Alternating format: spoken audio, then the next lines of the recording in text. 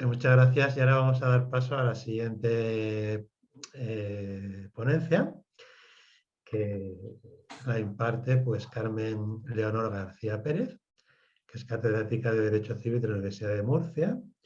Tenemos, en fin, pues una representación nutrida en este congreso pues, de los buenos amigos murcianos con quien compartimos, pues, en fin, no solo amistad, sino también pues, en fin, muchas inquietudes. Y una de ellas pues, es la protección de las personas con discapacidad.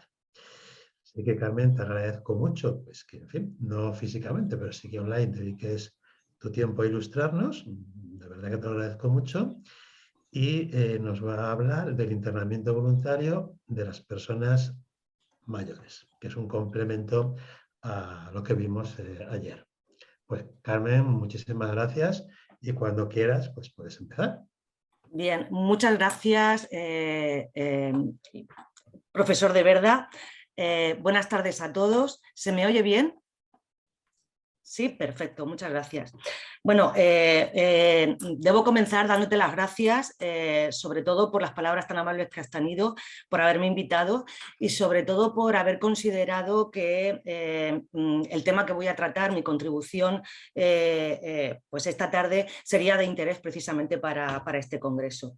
Por supuesto, también quiero dar las gracias a los organizadores y a los congresistas participantes, pues sin ellos, por razones obvias, este congreso pues no habría tenido lugar. Dicho esto, y como bien has mencionado, mi intervención se centrará en un tema que además tú también has tratado, que es el internamiento involuntario de personas mayores en centros sociosanitarios o residencias de la tercera edad. La propia calificación de involuntario pone de relieve ya que se trata de una medida que afecta al derecho fundamental a la libertad. Es cierto que de forma general, pues cualquier internamiento involuntario puede plantear dudas, pero me he limitado a este concreto supuesto, pues es el que en mayor medida ha sido objeto de atención por parte de la doctrina y la jurisprudencia, debido probablemente a los numerosos casos en los que se ha cuestionado y se sigue cuestionando diversos aspectos relativos al mismo. Quiero advertir que es cierto que la forma en la que se afronta esta cuestión por algunas instituciones, por ejemplo, por CERMI, el Comité Español de Representantes de Personas con Discapacidad, pero especialmente por el Comité de Naciones Unidas sobre los derechos de las personas con discapacidad, choca frontalmente con la realidad. Pues creo que es sabido por todos que la escasez de recursos económicos para dotar de medidas de apoyo personales precisas, la ausencia de personas allegadas que puedan atender a la persona mayor en su entorno habitual, o existiendo la imposibilidad de estas de poder prestar los cuidados adecuados, además de en muchos casos la inexistente voluntad del sujeto afectado y la dificultad o la dificultad extrema de averiguarla, para adoptar precisamente la medida del internamiento, nos abocan indefectiblemente a este recurso que recogen prácticamente todos los ordenamientos. No obstante, no es mi intención tampoco cuestionar la bondad o no de esta medida, pues probablemente sea absolutamente necesaria en algunos casos. Yo pretendo con mi análisis comprobar hasta qué punto se pueden conjugar disposiciones aparentemente contradictorias, o más exactamente la interpretación que a las mismas se ha venido realizando. En fin, lo que quiero es determinar en cierta manera el alcance y el contenido desde un examen netamente jurídico. Por ello, si lo que a continuación voy a decir tiene algún sentido, quisiera que se entendiese en su justa medida, es decir, como unas simples reflexiones que esta materia pues me ha sugerido. Voy a partir de unos preceptos que yo considero que son clave. El artículo 763 de la Ley de Enjuiciamiento Civil, pero igualmente los artículos 17 de la Constitución Española, 5 del Convenio Europeo de Derechos Humanos, 6 de la Carta Europea de Derechos Humanos y el artículo 14 de la Convención de Nueva York. Tomando como base estos preceptos, mi intervención se va a estructurar en tres grandes apartados. El primero, en el que quiero analizar el sentido del 763 y en el que se regula precisamente lo que es el procedimiento para el internamiento involuntario. El segundo, quiero en él pues, examinar con cierto detalle los requisitos que este precepto exige para que pueda tener lugar, y en el tercer y el último apartado voy a aludir precisamente a los distintos tipos de internamiento posibles. Comienzo, por tanto, con el primero. Bueno, como es sabido, los artículos 17 de la Constitución Española, 5 del Convenio Europeo de Derechos Humanos, 6 de la Carta Europea y el artículo 14 de la Convención de Nueva York reconocen el derecho fundamental a la libertad y a la seguridad de las personas, estableciendo básicamente en todos ellos que nadie puede ser privado de su libertad, sino con la observancia de lo establecido en dichos preceptos y además en los casos y en la forma previstos en la ley. Esta última parte, en los casos y en la forma previstos en la ley, es especialmente destacable por lo que a continuación diré. Por otro lado, y como ya he adelantado, el 763 establece el procedimiento para que pueda tener lugar el internamiento involuntario, aunque especificando que lo es solo y exclusivamente por razón de trastorno físico, vamos, lo que expresamente recoge este precepto. Además, el artículo, dejando un poco de lado las vicisitudes por las que ha pasado con la declaración parcial de inconstitucionalidad por parte de la sentencia del Tribunal Constitucional de 2 de diciembre de 2010 y su posterior adaptación orgánica, precisamente por la Ley Orgánica 8/2015, no ha sido, sin embargo, objeto de modificación o revisión para adaptarlo precisamente a la Convención de Nueva York y más concretamente a su artículo 14. El artículo 763 de la Ley de Enjuiciamiento Civil establece de forma expresa que el internamiento por razón de trastorno psíquico de una persona que no esté en condiciones de decidirlo por sí requerirá autorización judicial que será recabada del tribunal del lugar donde resida la persona afectada por el internamiento. La autorización será previa a dicho internamiento, salvo que razones de urgencia hicieran necesaria la inmediata adopción de la medida. El precepto continúa además pues, relatando otros supuestos y añadiendo o estableciendo una serie de requisitos a los que me referiré más adelante. De las diferentes disposiciones nacionales e internacionales que prevén el derecho a la libertad y a la seguridad, podría deducirse especialmente de las promulgadas o ratificadas recientemente que la libertad de las personas se sobrepone a cualquier tipo de medida restrictiva de la misma, especialmente cuando la persona a la que pueda afectar se halle en una situación que permita que decisiones externas a su voluntad puedan afectar a sus derechos y libertades. Me refiero obviamente a las personas mayores, las personas con discapacidad y ahora también a los menores con problemas de conducta. Todos ellos en principio con un mismo denominador común, el trastorno psíquico. Sin embargo, y como se podrá comprobar, es respecto de estos concretos colectivos que nuestro ordenamiento prevé la posibilidad de internamientos involuntarios. Así se recoge en el ya mencionado artículo 763 de la LEC, pero también en el nuevo 778 bis de este mismo texto legal. Resulta además curioso que si desde al menos hace 2 décadas ya se venía advirtiendo desde diversas instituciones que era necesario limitar los ingresos no voluntarios de estas personas, no obstante en el año 2015 y merced a la Ley Orgánica 8 de reforma del Sistema de Protección de la Infancia y de la Adolescencia, se introdujo en nuestro ordenamiento una nueva fórmula destinada precisamente al ingreso involuntario, en este caso, como ya he comentado, de menores con problemas de conducta. Con ello se pone de relieve que, lejos de evitar la institucionalización de personas de forma no voluntaria recogiendo medidas menos gravosas o restrictivas de derechos fundamentales, se promueven nuevos instrumentos con este objetivo. Nótese además que esta nueva previsión, como ya he dicho, se introduce en el año 2015, es decir, una vez ya ratificada la Convención de Nueva York. La actual regulación plantea, por tanto, varias cuestiones. La primera y principal es si, a pesar de que nuestro ordenamiento se prevea el internamiento involuntario, la regla del artículo 14 de la Convención de Nueva York se sobrepone jerárquicamente a lo dispuesto en el artículo 763 de la ley. De modo que, a tenor de la interpretación que el artículo 14 de la Convención realiza el Comité de Naciones Unidas sobre los derechos de las personas con discapacidad, en nuestro derecho esta posibilidad quedaría prácticamente vedada. Pero si nos fijamos detenidamente, en ninguno de los diversos preceptos en los que se reconoce precisamente el derecho a la libertad, se prohíbe tajantemente el internamiento involuntario de personas que por su especial situación no puedan prestar consentimiento.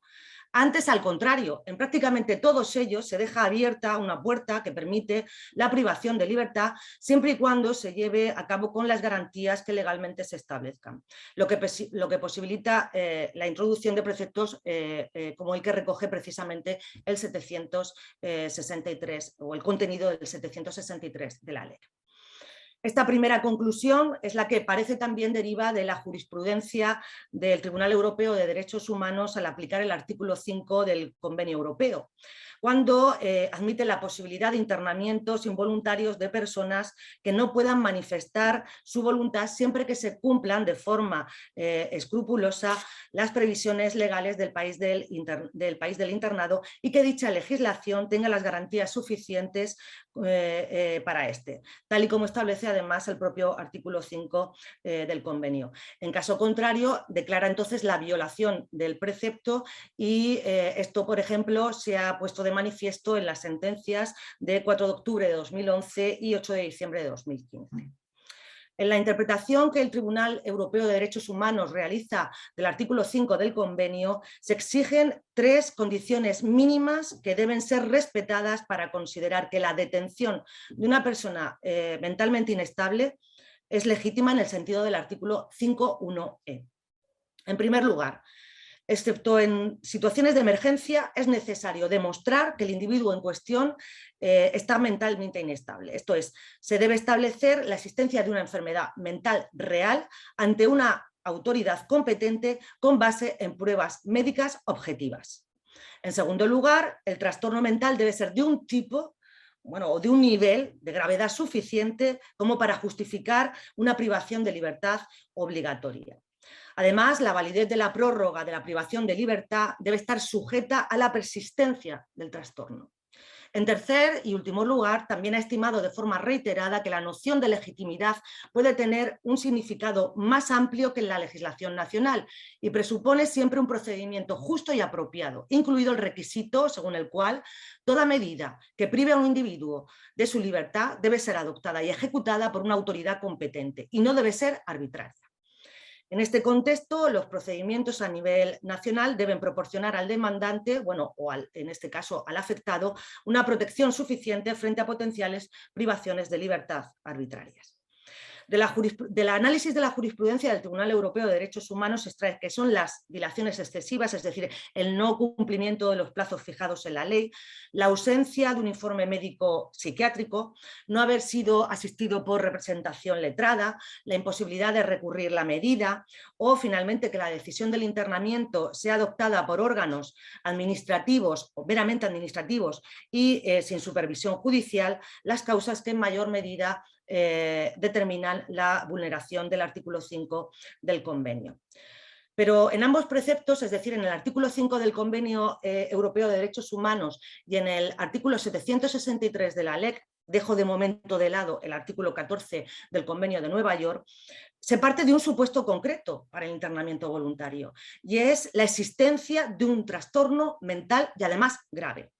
En consecuencia, y desde un punto de vista estrictamente jurídico, se debería partir de entonces una premisa inicial, y es que el precepto debe ser de interpretación restrictiva.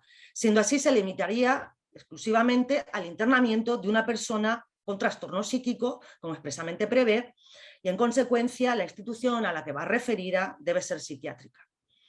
Con este sentido, entonces, los restantes ingresos de personas en centros distintos, sociosanitarios o residencias de mayores, no serían los previstos en él y únicamente el expreso deseo de la persona mayor al internamiento, por tanto un internamiento involuntario, siguiendo esta interpretación, en ningún caso la voluntad del afectado podía ser sustituida por la decisión del facultativo autorizada judicialmente. Es decir, solo el ingreso voluntario sería admisible.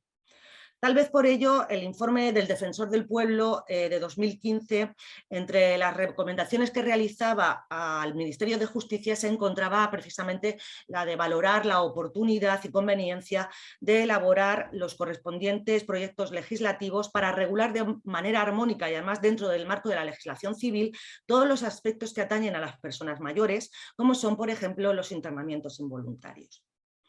En cierta manera, no sin matices, tengo que advertirlo, es lo que vino a señalar, por ejemplo, el auto de la Audiencia Provincial de Sevilla de 21 de octubre de 2003, cuando afirmó que en el supuesto concreto que resolvió, el artículo 763 de la LEC no era aplicable porque consideraba que no se daban los presupuestos, ya que la situación, advertía, de una persona con trastorno psíquico que no puede decidir por sí misma es distinta a la de una persona de la tercera edad que ingresa en una residencia de mayores.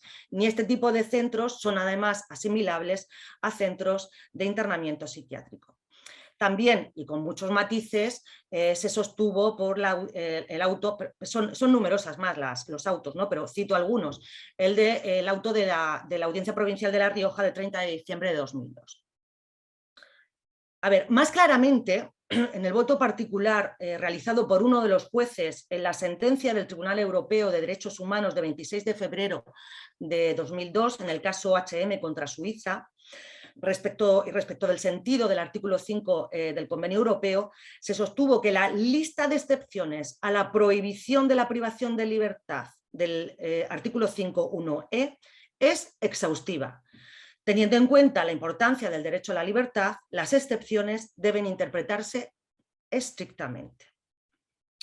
Bien, sin embargo, y a pesar de que esta sería, creo, la regla de interpretación adecuada, nuestros tribunales desde hace tiempo han venido considerando que el artículo 763 de la Ley de Enjuiciamiento Civil abarca supuestos diferentes al expresamente previsto. Internamiento por razón de trastorno psíquico. Y así, por ejemplo, el auto de la Audiencia Provincial de Huelva de 14 de marzo de 2006 sostuvo que la casuística en la que puede y debe operar el 763 no se agota en los supuestos de internamiento involuntario por razón de trastorno psíquico, y es por lo tanto necesario efectuar una exégesis amplia del artículo 763 de la LEC. Interpretación además avalada por nuestro Tribunal Constitucional en las sentencias de 1 de febrero y 18 de julio de 2016, en las que declaró que nada obsta a que una residencia geriátrica pueda ser el centro al que se refiere el 763 de la Ley de Enjuiciamiento Civil, siempre que, además de cumplir con todos los requerimientos legales y administrativos para su funcionamiento, pues tenga también que cumplir con las condiciones imprescindibles para posibilitar un tratamiento psiquiátrico. ¿Acaso y probablemente estas sentencias del Tribunal Constitucional siguiendo la estela de la doctrina ya sentada por el voto mayoritario en la ya mencionada sentencia del Tribunal Europeo de 26 de febrero de 2002, en la que se sostuvo que el internamiento en una residencia para mayores sin consentimiento de la ingresada no vulneraba el artículo 5 del convenio. En el supuesto, la anciana internada residía en su vivienda recibiendo cuidados de la administración pública, además convivía con un hijo, si bien este parece que también por su especial situación no satisfacía los niveles exigibles de cuidados además necesarios para una persona mayor. Entonces, los argumentos empleados o que fueron empleados por la mayoría de los jueces del tribunal para adoptar dicha decisión, es decir, que no vulneraba el artículo 5, fueron resumidamente dos. Podía tener contacto con el exterior, pero no podía salir de la residencia. Y el internamiento, se advertía claramente, era una medida responsable, constituía una medida responsable y además en su propio beneficio. Esta sentencia es especialmente significativa por cuanto no fue adoptada de forma unánime por todos los jueces integrantes del tribunal, aportando además valoraciones e interpretaciones diversas al contenido de dicho precepto, algunas de ellas en un sentido completamente contrario a la decisión mayoritaria. Así, uno de los jueces consideró que sí se vulneraba el artículo 5, dado que la persona ingresada no podía salir libremente de la residencia. Si salía, volvía a ser ingresada y además llevada por la policía. El segundo voto particular, muchísimo más severo, advertía que además de no poder salir de la residencia, se produjo en contra de su voluntad y no se había demostrado que estuviese mentalmente inestable. En este segundo voto particular, quiero leerlo literalmente, el juez afirmaba que la libertad física es de capital importancia y las excepciones a la prohibición de la privación de libertad se limitan exclusivamente a las que se citan de forma expresa en el artículo 5. Si la privación de libertad de algún individuo no se encuentra recogida dentro de ninguna de esas categorías, entonces está prohibida por el precepto. Seguía afirmando este juez: si fuera cierto que los responsables de la aplicación o interpretación del convenio fueran libres de establecer otras categorías de privación de libertad sobre las que no pudiera aplicarse la prohibición del artículo 5, bien porque la restricción obligatoria de la libertad física de una persona constituye una medida responsable en su propio beneficio, que es el supuesto del presente asunto, o por cualquier otro útil propósito, dejaría dicha prohibición vacía de contenido y constituiría una burla a la finalidad que persigue. Y lo que es peor, abriría la puerta a arbitrariedades incontroladas y a verdaderas e injustificadas amenazas contra la libertad del individuo que el convenio pretende evitar. De esta manera, la salvaguarda que aporta el artículo 5 podría prevenir el peligro de que se produjese la privación de libertad, dice textualmente, por ejemplo, de personas mayores en el caso de que otras, como sus propios parientes, buscasen sacar un beneficio personal de su internamiento obligatorio en instituciones amparándose en genéricos y débiles argumentos de incapacidad mental o demencia senil. Este mismo juez advirtió respecto del motivo que se aducía para su internamiento involuntario, aducía además que el concepto de enajenación mental debe interpretarse de manera estricta. Debilidad mental, demencia senil, dice, son términos generales que pueden no coincidir con un estado de enajenación mental dependiendo de la naturaleza concreta y de la gravedad de sus síntomas y además de sus efectos. ¿A qué conclusiones se podría llegar de las resoluciones citadas? Vamos a ver.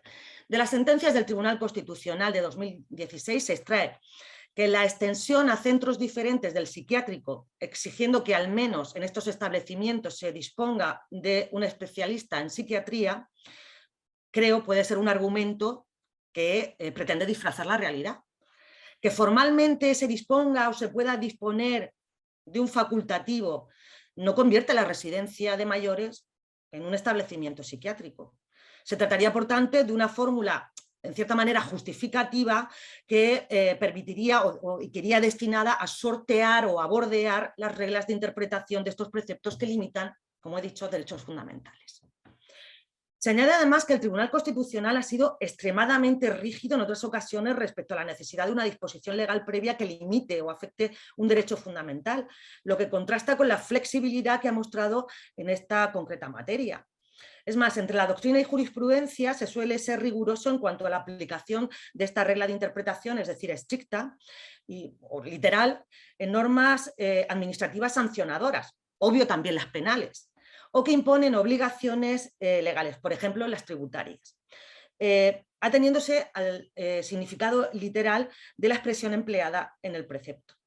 Sin embargo, fijaos, tratándose de un derecho fundamental, como es la libertad de las personas en el ámbito del derecho privado, se admite sin mayor reparo que el sentido gramatical y ordinario del término empleado en el 763 de la Ley de Enjuiciamiento Civil, trastorno psíquico, puede englobar supuestos diferentes del expresamente recogido. En definitiva, se fuerza la semántica del texto legal para que diga lo que no dice, pero se supone que debería decir. Acaso con muy buena intención, pero ello no quita que la fórmula sea del todo cuestionable. De la sentencia del Tribunal Europeo de Derechos Humanos analizada se deduce de igual forma que el sentido que algunos jueces dan a las excepciones que el artículo 5 del convenio recoge amplía su ámbito de aplicación a supuestos diferentes de los expresamente previstos en él. Los argumentos que se emplean podrían justificar internamientos sin consentimiento del afectado y que no se encuentran entre los enumerados en aquel precepto. Su mayor beneficio, colmar todas las necesidades que nuestra sociedad considera necesarias para llevar una vida de calidad, son al final valoraciones que realizan otros sujetos sin atender a las concretas razones o puntos de vista diferentes de las personas afectadas. Tampoco parece que sea esta la interpretación que hace nuestra doctrina, pues casi de forma mayoritaria se inclina por aplicar analógicamente o extensivamente el 763 a los internamientos involuntarios por razones diferentes al trastorno mental grave y en centros o residencias sociosanitarios o de mayores. El argumento que se emplea es que de otro modo se estaría permitiendo el ingreso de una persona mayor en dichos centros sin su consentimiento y sin autorización judicial. Sin embargo, siguiendo el tenor literal de estos artículos y la prevalencia del derecho a la libertad, no creo que sea este el sentido que deba dársele. Solo la voluntad de la persona mayor afectada, esto es su deseo de ser ingresada en un centro de estas características, lo avalaría. El ingreso involuntario, cualquiera que sea la institución, es una medida restrictiva de la libertad que creo no admite interpretaciones analógicas ni extensivas. Si no hay expreso deseo o no hay posibilidad de averiguar la verdadera voluntad de la persona mayor a la que se pretende ingresar en centros diferentes de una institución psiquiátrica por razón, además, de un trastorno mental grave, nuestro ordenamiento no avala una medida de este tipo. Formalmente, la ausencia de una disposición expresa con rango de ley orgánica que previese este concreto supuesto podría entonces admitirse y permitir que pudiera producirse un ingreso de este tipo. Esto es algo además que ya recordaba, como he mencionado anteriormente, el informe del Defensor del Pueblo del año 2015. De hecho, además, existe un argumento y es que este ha sido el motivo que ha justificado la introducción de un nuevo supuesto de internamiento involuntario al que ya he hecho mención por la Ley 8/2015 de 22 de julio. Pues como he mencionado, a regular el internamiento de menores con problemas de conducta en centros específicos se dedica un concreto precepto de la Ley de Enjuiciamiento Civil, el 778 bis. Este tipo de internamiento involuntario, es decir, el de menores con problemas de conducta, es en principio diferente al que recoge el 763.2 de la LEC. En este precepto, en el 763.2, se recoge precisamente el internamiento de menores con trastorno psíquico. Como podría entonces deducirse, o podríamos imaginarnos, los trastornos de conducta de menores parece que no pueden equipararse a los mentales y el centro en el que se lleva a cabo el tratamiento terapéutico parece ser también igualmente diferente del psiquiátrico. Aun pudiendo parecer supuestos semejantes, entre los especialistas la verdad es que no existe unanimidad en considerar si los trastornos de conducta, o al menos algunos de ellos pueden considerarse como efectivos trastornos psíquicos. Parece, no obstante, que existe esa frontera difusa y pudiera así entenderse por lo expresado precisamente en el artículo 26, párrafo 2 de la Ley Orgánica de Protección Jurídica del Menor. Sin embargo, si admitimos que se trata de un supuesto distinto y que por ello es preciso un precepto específico, con carácter, como he dicho, de ley orgánica, destinado a regularlo. Siendo así, resultaría entonces evidente que esta misma razón asiste al caso especial de personas mayores que son ingresadas en residencias o centros geriátricos por problemas que no son los propios de un trastorno mental. Pero como se ha podido comprobar, no ha merecido la atención del legislador a pesar de la controversia que entre doctrina y jurisprudencia ha venido generando la aplicación del 763 de la LEC. A ver, a mayor abundamiento, si con el derogado artículo 211 del Código Civil en su redacción de 1983 era posible discutir que el precepto incluyese diferentes tipos de internamiento y además distintos al trastorno psíquico, porque el precepto establecía que el internamiento de un presunto incapaz requerirá la previa autorización, es decir, empleaba la expresión presunto incapaz, pero no trastorno psíquico. Y no obstante, digo, la doctrina o buena parte de la doctrina y de la jurisprudencia lo restringían precisamente al supuesto del trastorno mental, hecho que además fue confirmado posteriormente por la reforma de este mismo precepto del 211 del Código Civil llevada a cabo en 1996, en el que ya de forma clara y precisa se aludía al trastorno psíquico. No entiendo entonces qué motivos justifican que ahora con el artículo 763 de la LEC, que además contiene una redacción muy similar a la del 211 derogado, se opte por una interpretación amplia, extensiva, apartándose de su sentido literal. A ver, creo que la única razón plausible es la inactividad del legislador y que mientras la situación persista, la necesidad de internamientos de personas mayores en centros diversos a la institución psiquiátrica y por causas también diferentes del trastorno mental grave han abocado a una interpretación con este sentido. No obstante, sigo insistiendo que el 763 de la Ley de Enjuiciamiento Civil debe ser objeto de una interpretación restrictiva al afectar o limitar un derecho fundamental. Pasemos ahora al sentido que el Comité de las Personas, el Comité de Naciones Unidas de las personas sobre los derechos de las personas con discapacidad da al artículo 14 de la Convención de Nueva York, en el que se reconoce, como he dicho antes, el derecho a la libertad. Para determinar entonces si tal cual es interpretado por el Comité, el contenido del 763 pues, puede resultar incompatible. Partimos, por tanto, de lo señalado en el artículo 10.2 de la Constitución española, en el que se advierte que las normas relativas a los derechos fundamentales y a las libertades que la Constitución reconoce se interpretarán de conformidad con la Declaración Universal de Derechos Humanos y los tratados y acuerdos internacionales sobre las mismas ratificados por España. El Comité de Naciones Unidas sobre los Derechos de las Personas con Discapacidad es el encargado de verificar entonces el cumplimiento de los objetivos que el Convenio de Nueva York establece. Esto lo señala el artículo 34 del convenio. Y es además el que interpreta el alcance de los diferentes preceptos. Sobre esta base, el Comité, en directrices sobre el derecho a la libertad y la seguridad de las personas con discapacidad, sostuvo que la prohibición de la discapacidad o la deficiencia, o la deficiencia pueda justificar la privación de libertad, incluida en el artículo 14 de la Convención, debe entenderse como una prohibición absoluta. Los internamientos forzosos, ya sean en centros o instituciones de salud mental o asistenciales, constituyen una forma específica de privación de libertad por razón de discapacidad que contradice el artículo 14. También cuando la discapacidad se combina con otros factores. Radical, sí. No obstante, ya se ha comprobado cómo nuestro ordenamiento regula esta medida en el artículo 763 y cómo su interpretación se amplía además a supuestos diferentes. Aunque se debe recordar que el precepto descansa fundamentalmente en la existencia de un trastorno mental grave, no solo, por tanto, en la falta o en la ausencia de voluntad de la persona para decidir aun cuando no constase dicho trastorno.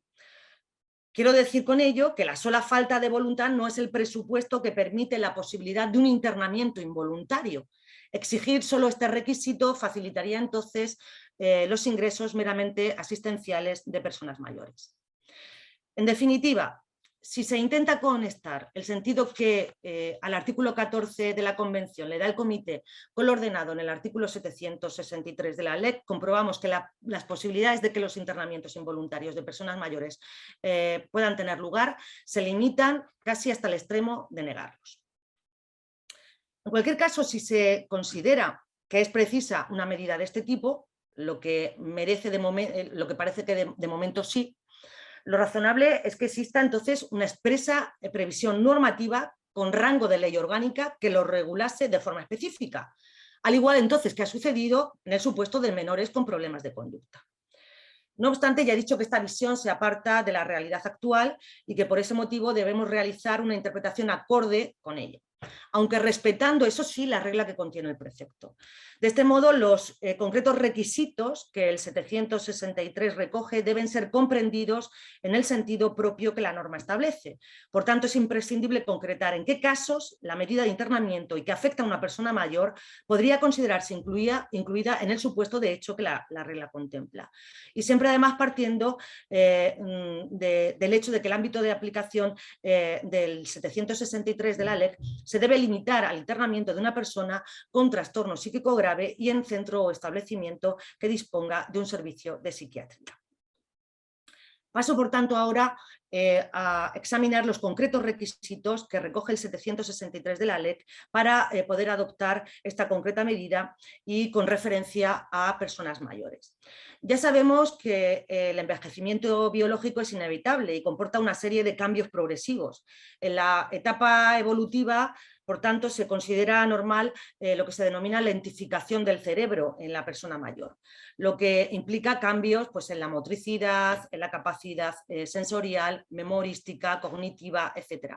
Cambios además que varían de una persona a otra y que operan de forma progresiva y específica, lo que entonces nos permite distinguir entre un envejecimiento cerebral normal, donde no hay patologías, del denominado envejecimiento que cursa asociado a una patología. Si esto es así, no parece que entonces pueda equipararse sin más deterioro asociado a la vejez y trastorno mental a los efectos del 763 de la LEC. Pues a la vista de lo que algunos especialistas advierten, es imprescindible distinguir, como he dicho, entre lo que constituye un proceso evolutivo normal de cuando la persona mayor padece efectivamente un trastorno psíquico grave. Se deduciría de lo dicho que el internamiento involuntario tendría entonces una finalidad terapéutica y no meramente asistencial. A la vista del importante número de personas mayores internadas, se debe entonces distinguir entre aquellas que no padecen una enfermedad psiquiátrica de las que sí pueden presentarla. Y en este último caso, ¿cuáles serían los trastornos a los que el precepto se refiere y que pueden afectar precisamente a las personas mayores? Habitualmente se señala que son las enfermedades neurodegenerativas. Resulta evidente que en el primer supuesto, es decir, aquellas que solo sufren, que no padecen trastorno mental, que solo sufren disfunciones motrices propias de la vejez, que limitan o dificultan el quehacer diario, se podría sostener que en ningún caso es posible aplicar la regla del 763 de la ley. Debe hacerse notar que esa misma discapacidad física puede darse en una persona no mayor y no, por tanto, la solución es la de su internamiento en un centro. Antes, al contrario, lo que se fomenta precisamente es la remoción de cualquier obstáculo o impedimento que les permita llevar una vida autónoma y en condiciones de calidad y de bienestar. Con este sentido, se apunta entonces que la enfermedad de Parkinson, aun pudiendo calificarse como enfermedad neurodegenerativa, que cursa además de forma progresiva y casi sin posibilidad de remisión, manifestándose solo y exclusivamente como trastorno del movimiento o de la postura, no constituiría un trastorno psiquiátrico a efectos de aplicar el 763 de la ley. No obstante, algunas resoluciones, como por ejemplo el auto de la Audiencia Provincial de Sevilla de 21 de septiembre de 2012, ha sostenido que el trastorno psíquico al que se refiere el 763 no se limita a la enfermedad mental, sino que se extiende también a aquellas deficiencias o patologías seniles que padecen frecuentemente personas de la tercera edad, como la enfermedad del Parkinson. En el mismo sentido se pronunció también el auto de esta misma Audiencia Provincial de 29 de junio de 2013. Dicho esto, lo que no parece que exista ninguna duda es que concretas enfermedades neurodegenerativas asociadas a la vejez sí pueden comprenderse como trastornos psiquiátricos. Como se ha sostenido, la demencia, por ejemplo, tipo Alzheimer, es la más frecuente entre las personas mayores y la demencia de este tipo es una enfermedad además progresiva, lo que significa que gradualmente se dañarán mayores partes del cerebro. Y además, a medida de que esto ocurre, los síntomas comienzan a ser más severos. Las personas en la etapa temprana de la enfermedad de Alzheimer, como se sabe, pueden experimentar pues, lapsus de memoria, pueden tener algún problema para encontrar una palabra concreta, etc. Pero es cierto que conforme la enfermedad progresa, la persona mayor puede volverse cada vez más confusa y olvidar frecuentemente pues, nombres de las personas, lugares, hechos recientes, no identificar a la persona, etc. Este tipo de demencia, que se inicia sin una pérdida de voluntad y conciencia, en su fase más inicial, puede dar lugar, por tanto, a que el afectado sea previsor y establezca las medidas destinadas a su tratamiento y cuidado, como se verá seguidamente. En cuanto a los requisitos concretos que establece el 763 de la Ley de Enjuiciamiento Civil para el internamiento involuntario, además del ya mencionado trastorno mental grave, diagnosticado por un facultativo especialista, se recoge precisamente la ausencia de autonomía, o como señala expresamente el 763 de la LEC, que la persona no esté en condiciones de decidirlo por sí. Dada además, como he dicho, su finalidad y la afectación a un derecho fundamental como es la libertad, habrá que admitir que el internamiento debe obedecer además a que dicho trastorno es grave. Por tanto, no cualquier alteración legitima esta medida. El internamiento se debe, por tanto, a razones sanitarias o terapéuticas destinadas a tratar a la persona mayor que presenta una patología grave y no como una medida de protección social o de pura beneficencia. La necesidad del previo diagnóstico y prescripción del facultativo indica además que la medida es necesaria y que ninguna otra diferente al internamiento y destinada al mismo fin podría ser adoptada.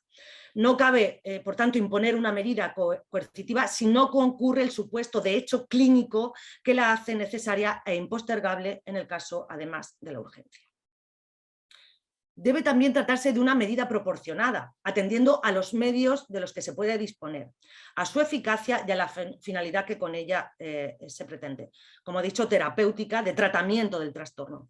Así también como a la situación personal de la persona mayor, su estado de salud, ponderando además los intereses en conflicto, la necesidad de dar un tratamiento a la enfermedad o patología que se padece y teniendo siempre presente que con ella se está limitando un derecho fundamental. En fin, debe tratarse de un internamiento temporal, por tanto, no se justificaría aquel que suponga el mantenimiento de la persona de forma indefinida, casi de por vida. De ahí también la necesidad de informes médicos periódicos en los que se haga constar precisamente la persistencia del trastorno psiquiátrico con los requisitos vistos y la necesidad entonces de prolongar dicha medida. Todos estos presupuestos deben concurrir para que sea el juez el que autorice el internamiento. Por tanto, es absolutamente necesario que sea un juez el que verifique que el internamiento es legítimo. Sin autorización judicial no hay posibilidad de internamientos de personas mayores que no puedan decidir por sí.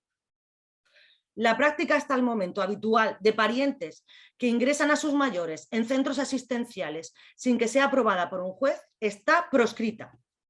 Y siendo así, puede dar incluso lugar a una solicitud por parte, en este caso de la persona afectada, de una indemnización por los daños causados. Esto cuanto menos. En este sentido se pronunció la sentencia de la Audiencia Provincial de Albacete de 19 de abril de 2006, en la que la actora, una persona mayor, perfectamente capaz, fue ingresada contra su voluntad por sus hijos en una residencia de la tercera edad. Les reclamó no solo los daños patrimoniales causados, es que la señora mayor tuvo que pagar la residencia el tiempo que estuvo ingresada, sino también los daños morales, porque como afirmaba tanto el juez de instancia como el Tribunal de Apelación, se trataba de un encierro indebido. Se reclamaba por una ilegítima privación de libertad y por las consecuencias que ello implicaba, añadiendo el tribunal que conviene recordar que lo que aquí se analizaba no son las finalidades perseguidas con el ingreso, la intención pudo ser buena, sino que se ha restringido, a pesar de ser capaz, la libertad de esta persona. Y advertía, y si decimos esto es porque la privación de libertad es lo que es merecedor de las indemnizaciones que se conceden. El tercer y último apartado tiene por objeto analizar los distintos tipos de internamiento. Del 763 se infiere que pueden distinguirse dos, un internamiento ordinario y un internamiento urgente. ¿Qué diferencias hay entre uno y otro? Bien, a mí personalmente no lo sé, pero creo que a nadie se le oculta que si la respuesta a un trastorno mental grave recoge nuestro ordenamiento, y además como última ratio, es la necesidad del mismo, de este internamiento involuntario, para poder suministrar al paciente un tratamiento terapéutico imprescindible en el momento en que aquel se presenta y con el objetivo de evitarle un agravamiento de su enfermedad, solo el internamiento urgente obedece a ese objetivo, de donde el ordinario, por tanto, el que no es urgente, pues no va destinado a cubrir esa imperiosa necesidad. Siendo así, sería más que discutible que el precepto diferenciase entre internamientos no urgentes, no se requiere esa inmediatez, de los que sí lo son. Se trata de una medida coactiva y, por tanto, solo aplicable a los más graves. A las razones apuntadas, y que ponen en duda la aplicación del 763 a las personas mayores con enfermedades diferentes del trastorno mental y en centros residenciales, se añade el de la dificultad de justificar un internamiento involuntario urgente por estos mismos motivos. En este sentido, se advierte que el problema reside en aplicar un procedimiento que está diseñado para tratar un súbito problema médico, la necesidad de un tratamiento médico-psiquiátrico urgente debido a un trastorno mental, a un internamiento que no tiene esa finalidad terapéutica o médica, sino meramente asistencial, de cuidado, que no es temporal, sino además previsiblemente duradero. No obstante lo dicho, del precepto puede deducirse que las diferencias entre uno y otro no parecen ser sustanciales, sino acaso formales, ya que en ambos casos el supuesto del cual se parte, trastorno mental o trastorno psíquico grave, y con los requisitos ya mencionados de necesidad y proporcionalidad, por tanto, y en principio, la única diferencia estribaría en el momento en que el juez conoce del internamiento, antes de producirse en el ordinario y con posterioridad al mismo en el urgente. Sin embargo, del precepto podría inferirse otra, la de la actuación que lleva a cabo el juez en uno y otro supuesto. Nótese que en el internamiento ordinario se exige la previa autorización judicial, mientras que en el urgente se emplea la expresión ratificación del ya efectuado. Bueno, en el ámbito del derecho civil suele afirmarse con carácter general que cuando la ley establece como requisito la autorización judicial, lo que se pretende es habilitar al sujeto que la solicita para la realización del acto para el cual carece de legitimación. Es decir, en nuestro caso, por medio de la autorización, el juez atribuye al facultativo un poder que éste precisa para una actuación concreta, el internamiento de la persona con trastorno mental grave. Siendo así, la autorización judicial constituye, además de un requisito legal, un elemento esencial del acto del especialista destinado a la posibilidad de internar a una persona y necesario para su validez. Debe ser el juez el que legitime al psiquiatra para poder internar a una persona con trastorno, pero al mismo tiempo sopesando la conveniencia del mismo. Determina, por tanto, su necesidad y utilidad no de forma arbitraria ni discrecional, sino atendiendo a las concretas circunstancias de la persona afectada y siempre que se den los presupuestos requeridos por el precepto. De forma que la autorización judicial lo que determina o lo que lleva a cabo es remover ese obstáculo que impediría al facultativo el ingreso de una persona con trastorno psiquiátrico y tendría en este ámbito una función legitimadora y de eficacia de los actos llevados a cabo por aquellos. Es el juez, entonces, el que mediante el auto resolverá sobre la pertinencia o no de la autorización solicitada. Esta función legitimadora y de eficacia del internamiento es, como he señalado, y como regla general, previa al acto del ingreso.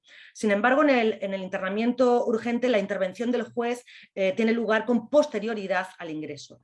Advierte el precepto que ratificando o no la medida ya adoptada. El sentido que haya de dársele a la expresión ratificación no debe limitarse, que es el usual por otra parte, a la de confirmar un acto llevado a cabo en este caso por un facultativo que ya reúne todas las condiciones para su plena validez y eficacia.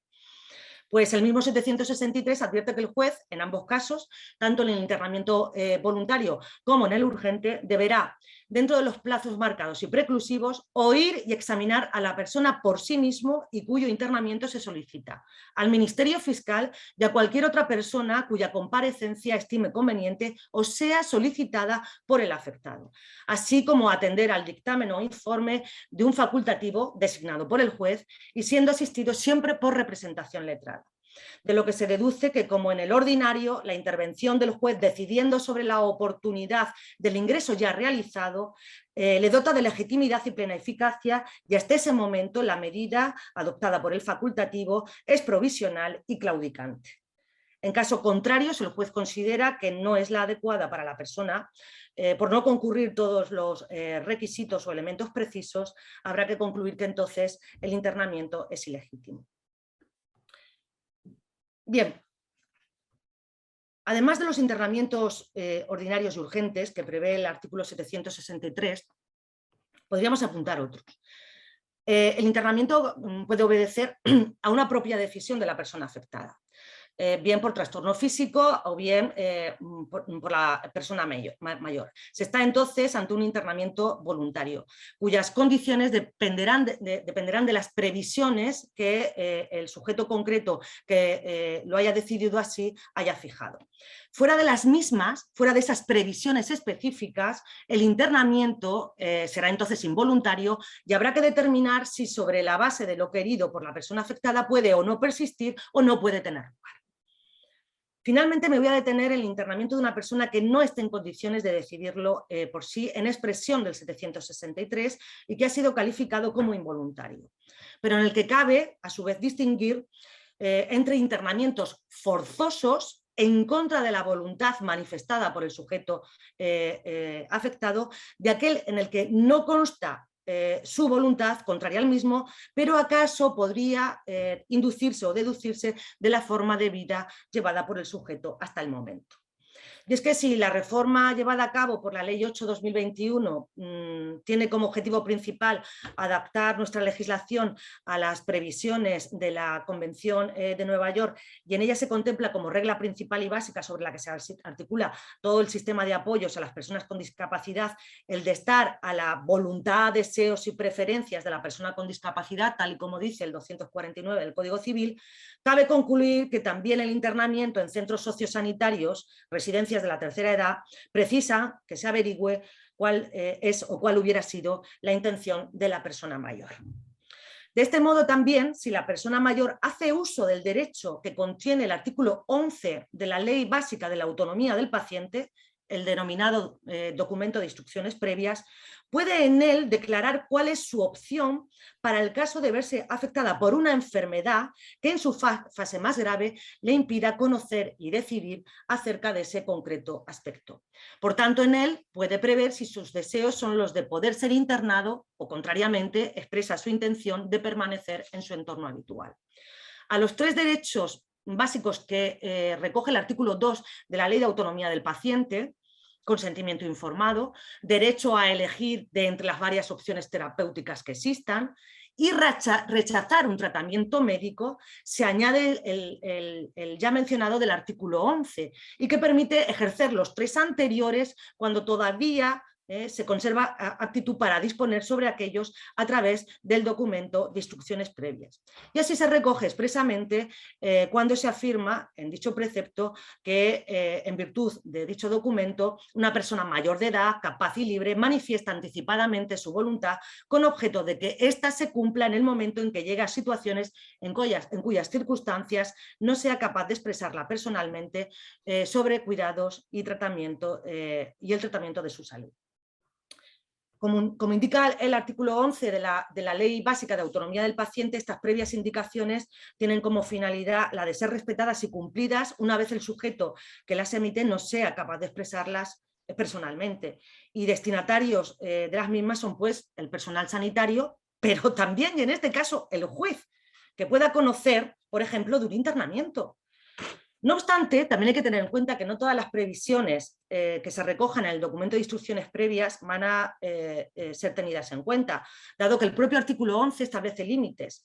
Así, no serán tomadas en consideración aquellas que vulneren o contrarían el orden público, como también la lex artis.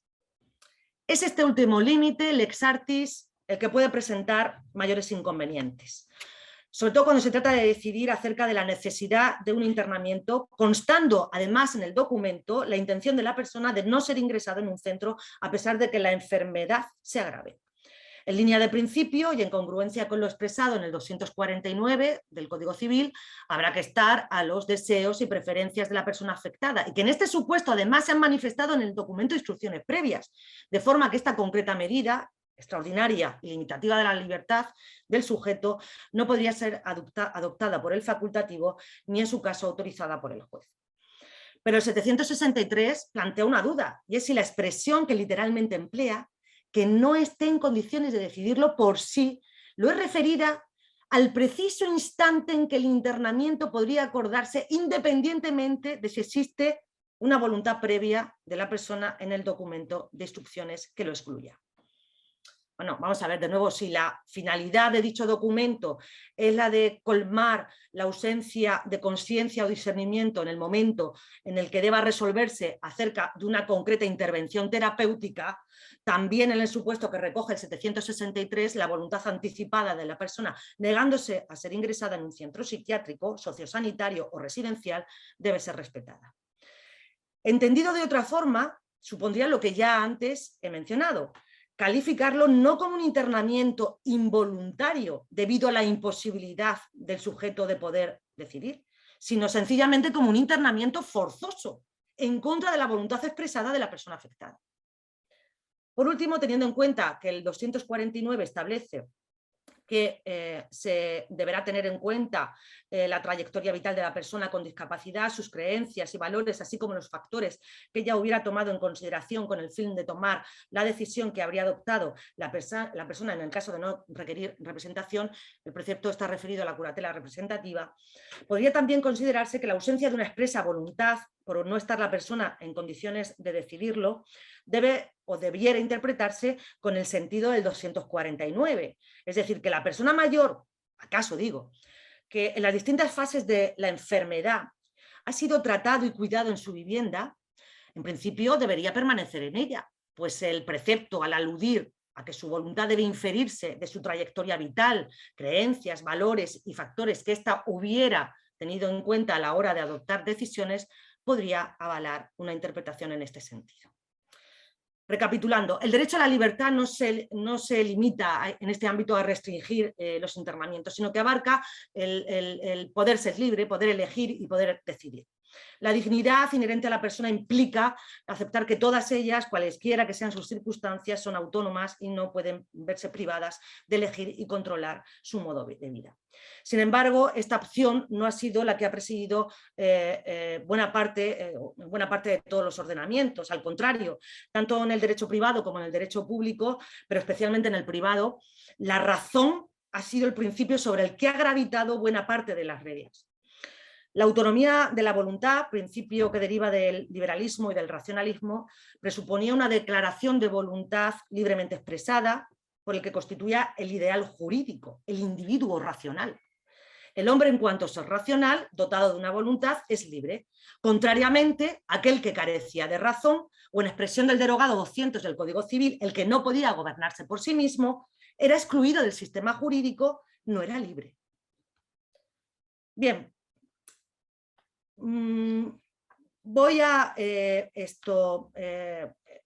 limitarme ahora al final a afirmar que, independientemente de lo dicho y de las observaciones que el Comité de Naciones Unidas sobre los derechos de las personas con discapacidad ha advertido en relación con el cierre de instituciones, con la libertad absoluta, con la imposibilidad de internamientos forzosos y no voluntarios, etcétera, etcétera. Lo cierto es que, no obstante, en nuestro país ha habido intentos legislativos cuyo objetivo ha sido precisamente el de evitar la institucionalización. Así, por ejemplo, en Galicia, en Asturias y en Navarra se regula el denominado acogimiento familiar de personas mayores, y cuya finalidad es precisamente el mantenimiento del anciano en su medio social habitual, facilitando la integración y evitando el internamiento en residencias cuando éste no sea adecuado o deseado. Otras comunidades, aunque no han regulado o no tienen una norma específica destinada a recoger el régimen jurídico de este concreto supuesto o de esta institución, sí prevén ayudas económicas cuando tal situación se da. Sin embargo, a pesar de los intentos legislativos, la realidad es que el número de acogimientos de personas mayores es prácticamente inexistente. Razón por la que se derogó precisamente la Ley Catalana 22 de 2000, de 29 de diciembre, de acogida de personas mayores. Porque, como expresamente ha sostenido la Ley 3 de 2017, de 15 de febrero, del libro sexto, y su posterior modificación, se deroga precisamente la Ley de acogimiento de personas mayores porque se regula lo que es el contrato de alimentos de una forma más desarrollada y bastante más acabada y actualizada. El motivo que además aduce la exposición de motivos es que el pacto de acogida, aparte de cuestiones dudosas relativas a su naturaleza onerosa o aleatoria, además de posibles efectos sucesorios, dice no tuvo arraigo, hasta el punto de que el registro de acogida de personas mayores no se llegó a desarrollar reglamentariamente por falta de familias de acogida. Bueno, finalizo ya. La reforma operada por la Ley 8/2021 para adaptar nuestro ordenamiento a la Convención de Nueva York plantea innumerables dudas, no solo de orden teórico, sino también práctico, en la medida en que la aplicación por los operadores jurídicos implicados, jueces, facultativos, abogados, directores de centros, etcétera, respecto de los principios y valores que los diferentes preceptos recogen, yo creo que tal cual se encuentra nuestro sistema actual, es imposible. Se hace una tarea muy complicada, muy difícil. Bueno, con esto termino. Muchísimas gracias. Un momentito. ¿Se oye? No. Sí, sí se oye. ¿Se me oye? Ay, muchísimas gracias. Que es que estaba silenciando a Manuel Ángel, perdón. Estaba ahí al lado. Bueno, Carmen, muchísimas gracias por esta intervención tan brillante, tan completa. En una hora hemos aprendido muchísimo. Hay una pregunta que te han hecho, que si te parece te leo y si te parece conveniente, pues discute, contestas.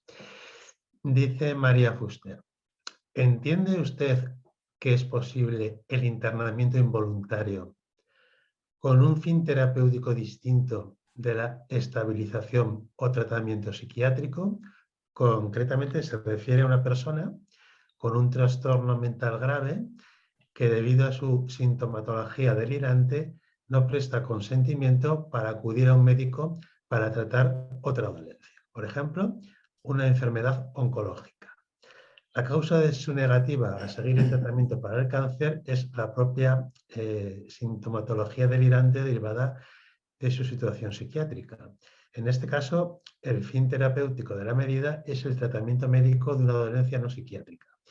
Si no se efectúa una intervención sanitaria, fallecerá. Bien. Bueno, fundamentalmente aquí hay que atender precisamente a la ley básica de autonomía del paciente y sobre todo a los derechos que asisten, en este caso, al paciente. Cierto es que si tiene en este caso un trastorno mental, que además esto le limita o le hace ver que su enfermedad no es tal, probablemente considero que no es que sea preciso un internamiento involuntario, sino que aquí el tema está en el tratamiento oncológico involuntario. Bien.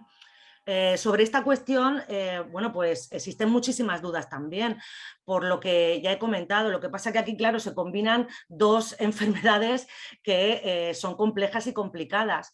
Desde luego, si solamente nos limitamos a lo que establece el artículo 2 de la Ley de Autonomía del Paciente y en la medida en que estos sujetos, ¿vale?, pues tengan en un determinado momento cierta lucidez como para poder advertir la trascendencia de la decisión respecto del no tratamiento oncológico, bueno, pues ahí no podemos hacer nada. Todos hemos conocido algún caso de personas que han decidido finalmente no tratarse respecto de un cáncer.